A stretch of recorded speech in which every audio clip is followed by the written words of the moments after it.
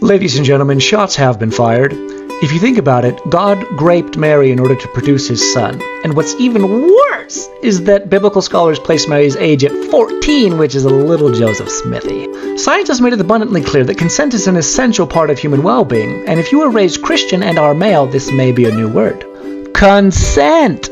Permission for something to happen or agree to do something. Now, given how an all-knowing God would be familiar with words like this, why did the conception story unfold the way that it did?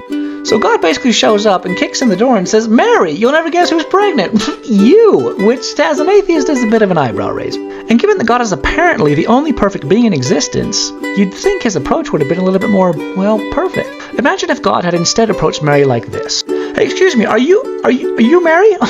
All-knowing. Anyway, I have this plan, and I was wondering if you wanted to be a part of it. Anyway, in a nutshell, there's this really benevolent guy.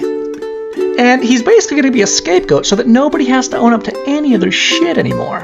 Now, the problem is this guy has to get to Earth, and I'm only all-powerful, so I clearly need a mother. And so I got to thinking, who's this person going to be? I mean, they've got to be really nice and a stone-cold fox. And I figured that you might be that person. What do you think? Are you interested? Now, if I was an all-knowing God who could predict the future, I feel like I would have been pretty confident that she would have said yes, and so I could have just asked.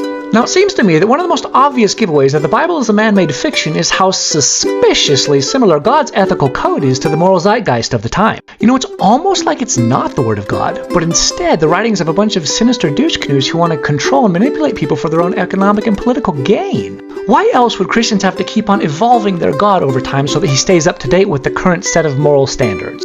And given that Christians claim that their God is unchanging, why is it that he needs a software update every few books? And when God's definition of what good and evil looks like changes like the weather, are atheists really so crazy for being like, no thanks, I'm good, thank you?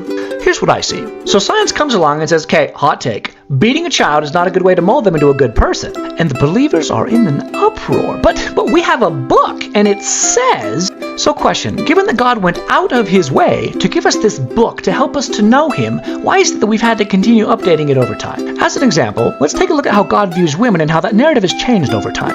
Let's start with the Old Testament. They shall fall by the sword, their infants shall be dashed in pieces, and their women with child shall be ripped up.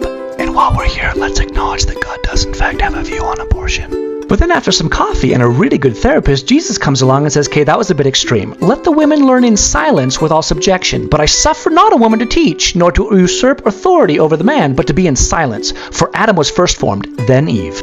And then in modern times, we have this narrative.